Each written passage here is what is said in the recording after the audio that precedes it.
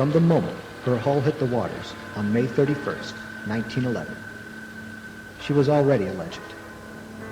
Her crew was the best upon the seas, and her captain was to retire honorably after her maiden voyage. Anyone who was someone would be on board her. Still, there was a dark side to her. Hundreds of immigrant families were stuffed into her hull, making the bread and butter profits of selling the unfortunate a dream. Greed and power throbbed within each rivet and each iron plating. She had her nobility at the final hour. She had once been the most beautiful passenger liner afloat, and her name is a synonym for disaster. She was the Royal Mail steamship, Titanic.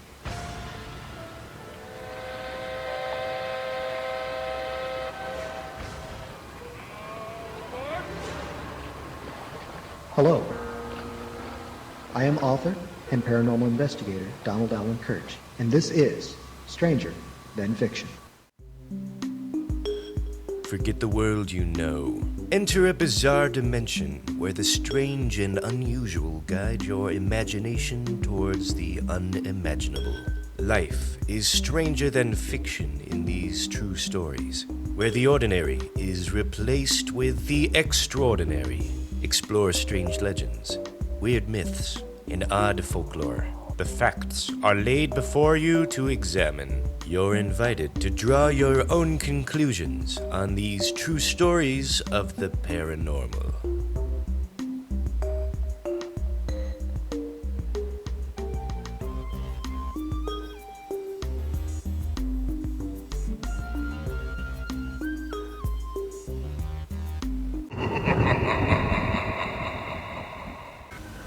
After a century, there is not a person on the planet who hasn't heard of the Titanic disaster. It has been told in countless tomes of fiction, broke records as a blockbuster movie in 2 generations, A Night to Remember and Titanic, and has become a lesson in both sacrifice and arrogance. The Titanic was built in controversy, praised as a technological marvel, and the victim of disastrous luck. Her genesis started out as a fashionable dinner party at a luxurious London mansion. Within the confines of that important dinner, 3 technological marvels were born.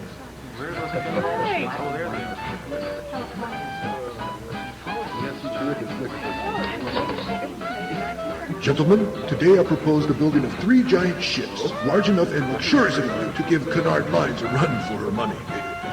There shall be nothing set a sail upon the earth to compare them. Marvels of the waves they shall be.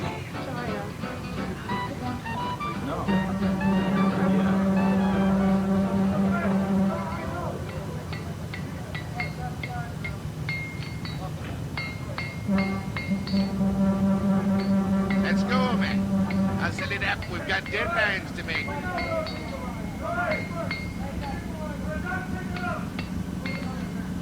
One of the first legends of her dark future came at the time of her birth. While she was being fitted out, an Irish dock worker was said to have reacted badly upon seeing the ship's number reflected in a mirror. What he saw created the first of many stories. The Titanic ship and job number were 390904. What the unfortunate dock worker saw in the reflection was 409093. Looked at in a certain way, the numbers could spell out the words, "No Pope." This was not a good omen for a superstitious Irish Catholic. Mary, Mother Joseph, protect us. This ship is unlucky. Look at the reflection of her name and number in the water. No Pope. She spells out the words, No Pope. She's a devil ship, I say. Foolish, stupid man. This is the 20th century, boy. There is no such thing as cursed ships here. Now do your mother a favor and get back to work. Still, this is just an urban legend with no substantiated facts. Simply a story told when one is drinking a pint. Most likely, it was started by anti-Catholic workers, or perhaps those seeking to move towards unionization. In the realms of fact, there was a coal fire which had started on the liners disembarking from Southampton, England, on the day of her maiden voyage. For almost the entire trip, until the Titanic's bow dove below the cold waters of the North Atlantic, she and her crew had been fighting with fire right to the bitter end.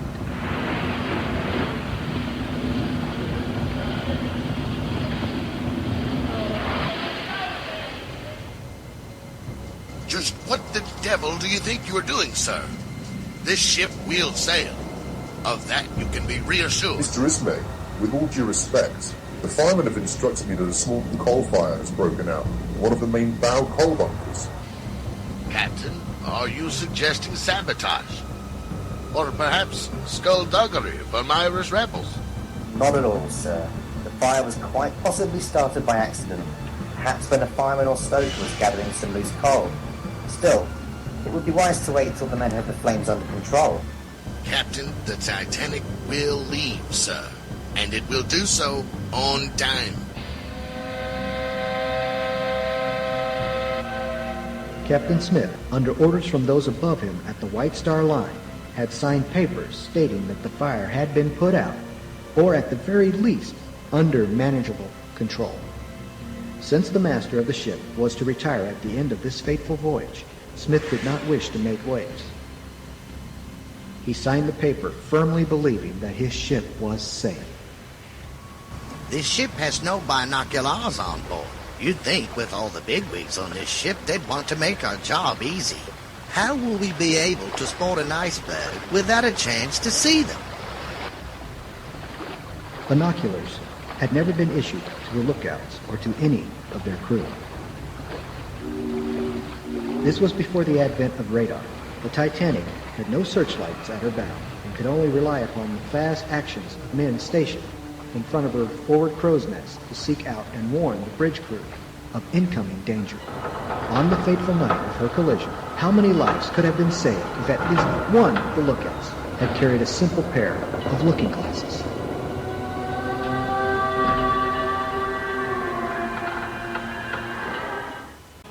Then there's the mummy's curse. In the late 1890s, a man by the name of Douglas Murray had visited Luxor, Egypt.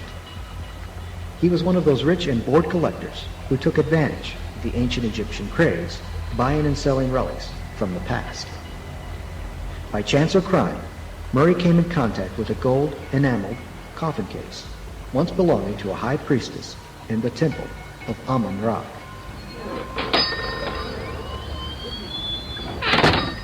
As the salesman pitched the ancient object to him, it was claimed to have been dated from 1600 BC, and that the original occupant had been a powerful woman in the cult of the dead. Murray was intrigued and purchased the case. Murray's bad luck started right off. While on a hunting trip up the Nile, a gun exploded, damaging his arm. Frantically, friends did their best to take Murray back to Cairo for immediate medical attention, but along the way, their sailboat had been attacked by powerful headwinds, greatly delaying their arrival. It had taken them 10 days to reach a hospital, upon which time gangrene had begun to set in. Murray's arm had to be amputated above his elbow. Later, 2 friends of Murray died while on their way back to England. Additionally, 2 Egyptian servants who had handled the mummy case died within a year.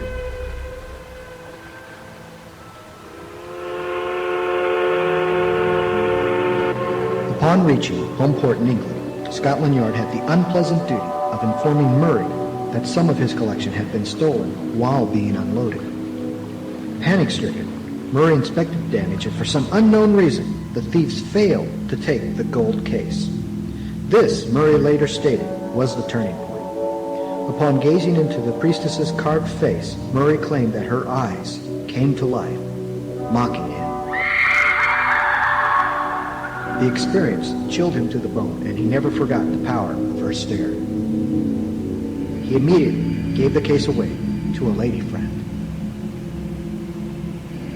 Upon accepting the case, the woman's life turned into a living hell. In an unfortunate accident, her mother broke her leg. The leg never set well, and after months of agony, she died alone and miserable. The lady friend later lost her fiancé, who for no apparent reason failed to marry her She herself came down with a wasting disease that her doctors could not seem to treat. So desperate was her sickness that she and her lawyers made out a will, fearing death.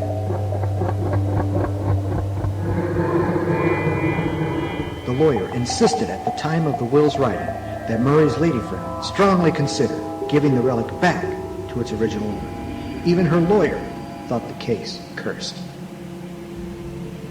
Murray, having his full bad luck and witnessing what had happened to his lady friend, wanted nothing more to do with the thing. Between the two, both decided to give the mummy's case to the British Museum.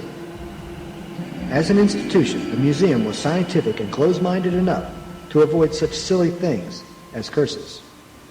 Or so, that was the theory.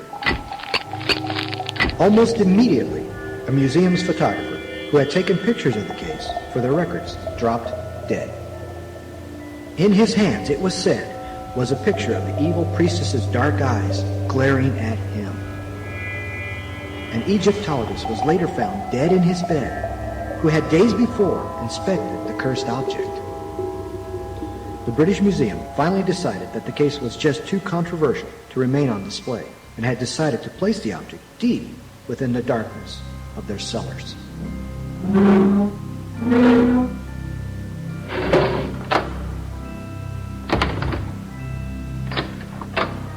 Security and staff, knowing about the curse for years, claimed to hear banging and movement coming from the case. No one ever had the nerve to investigate.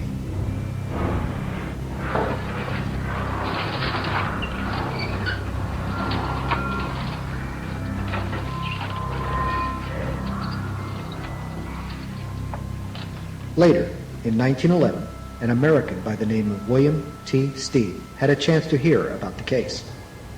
Being a man of some daring, he became curious, inspected the relic, and decided to purchase it as an interesting conversation piece. Eagerly, the British Museum agreed. On April 10, 1912, Stead had planned a trip back to New York. Concerned that his new conversation piece might not be allowed to pass customs, Steve decided to hide the mummy case under his new Renault automobile, which he was also taking back with him to the United States. Stead had purchased his tickets on board the White Star Line's newest ship and had watched his automobile lowered into the hull of the unsinkable vessel. Easy with that one, mates. She's a rare beauty, she is. A pricey automobile for some lucky Yank. Lower her gently into the main cargo hatch, boys. On April 14, 1912, Stead revealed to some bored friends his incredible find. And later that night, the high priestess of Amun-Ra took more than 1,500 souls with her to the bottom of the North Atlantic. William Stead was heading home on board the Titanic.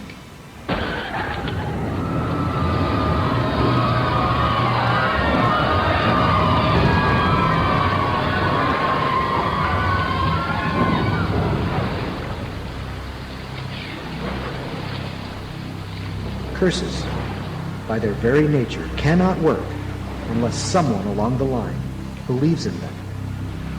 Could fascination or mocking be another form of belief? Now think about it. The man who makes fun of a silly thing seems to concentrate as much on an object as those who may worship or believe in it. In their mocking, could all these participants have ignited some form of alternative evil?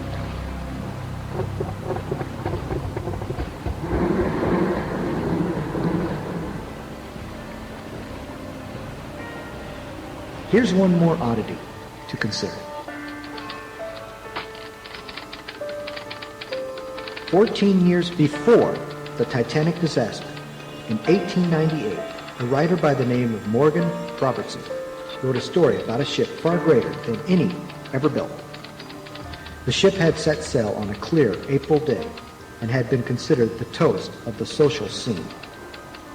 Engineerily speaking, the ship was praised for being unsinkable. In his story, entitled Futility, the fictional ship struck an iceberg and foundered, taking with her a great loss of life. Iceberg, iceberg, iceberg. Robertson's fictional ship was called the Titan. So, ask yourself, was the Titanic just unlucky, or was she cursed? I had first become fascinated with the story of the Titanic when, as a 10-year-old boy, looking for a book to read in a library, picked up Walter Lord's classic, A Night to Remember. This was the other epic Titanic movie that I had mentioned earlier in the episode. And indeed, the motion picture A Night to Remember is one of Great Britain's all-time greatest movies ever made. What intrigued me most about the Titanic was the fact that I couldn't get it out of my mind while I was reading A Night to Remember. What would I do if I was stuck on a ship in the middle of the North Atlantic with possibly no hope of ever being rescued? Everybody asked themselves, after realizing that we had less than 2 hours to live. Would we be a hero? Would we be a coward? Would we do something disastrously evil to save our lives? Would we force someone else to die in our place? These are things that those people faced on that cold April night. People of the sea, or believers in omens. Now, the Titanic, before she started her fateful voyage, had one omen that people should have heeded. While she was being launched, the powerful suctions of her engines had caused one of the old liners that were tied up to the dock, and I think it was called the New York, caused it to break its mooring lines and slowly start out toward her. If it had not been for Captain Smith's excellent seamanship and knowledge of his vessel, the New York would have collided with the Titanic, and thereby possibly causing the disaster itself never to happen. So one has to ask themselves this question: was the Titanic cursed? I believe it was. Some things, it seems, are just meant to happen. If you would like to read my work, go to my website at donaldallenkirch.com. That's Donald Allen, A-L-L-E-N, Kirch, K-I-R-C-H.com. One word, donaldallenkirch.com. My books are available in both ebook and print format and can be found on Amazon and barnesandnoble.com. It would be an honor to entertain you. So, for Stranger Than Fiction, this is Donald Allen Kirch, wishing you unpleasant dreams.